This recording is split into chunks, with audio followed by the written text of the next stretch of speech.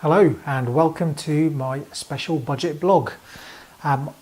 George Osborne has just stopped talking and we've now seen what new bombshells he's going to have in store for contractors, and the reality is it was a bit of an anticlimax on the whole, more positive than previous budgets, which is great.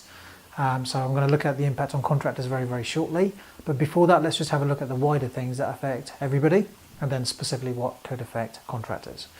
So point number one, the widely anticipated increase in the tax allowances for income tax, both for the basic rate and for the middle rate, is going to be up at 45,000 by 2017, which is good news, but not a massive surprise.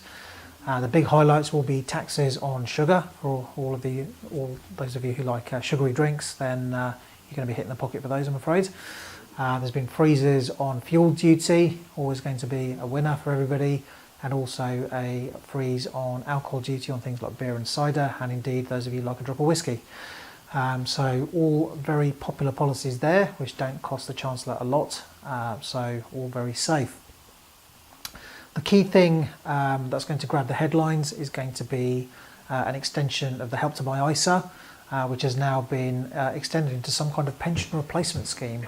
So the ISA limit, first of all, has been increased up to 20,000 per year. The government has also said we now have a lifetime ISA, so those of you with the Help to Buy ISA can actually roll that into the new lifetime ISA. Those of you young enough who are under 40 can now contribute up to £4,000 into one of these, and the government will put in a £1,000 contribution. So very popular indeed. You can use that to buy your first home or indeed to give you retirement income. The Chancellor's main theme was to try to support the next generation, and this is his flagship policy with this budget.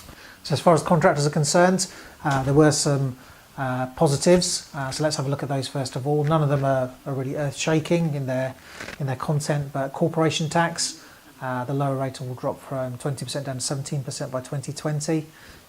Every little helps, of course.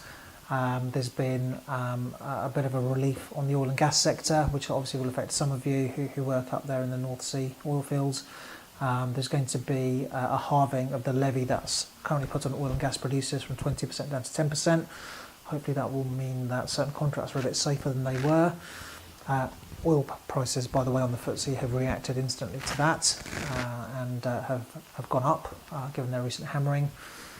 We've had announcements to cut capital gains tax from 28% to 20% for the higher rates and 18% to 10%, which can be useful for some of you. Unfortunately, it's not going to be extended to properties that are being disposed of, so maybe a bit of a double-edged sword there.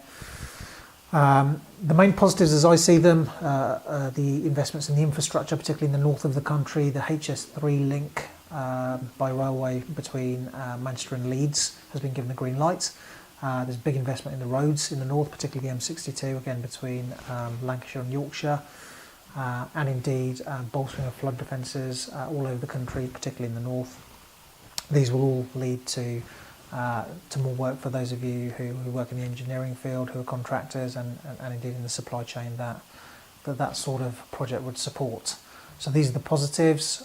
Things to watch out for where there wasn't a lot of detail right now: personal service companies, for all of you who work in the public sector, who do use personal service companies to mitigate expenses, etc. That sort of thing is now going to be closed. And the Chancellor's main strand, I guess, in order to generate revenue by the end of this Parliament is going after tax avoidance measures and aggressive tax avoidance schemes, the details of which we don't yet know, but HMRC, I'm sure, will be communicating those in the coming months. They are the highlights. We will see over coming days and weeks how that unfolds in terms of policy, but hopefully that you haven't been too badly damaged by any of that, and you can probably see a few quick wins for you. I'll be back next month to talk in a bit more detail about the impact. Thanks for watching.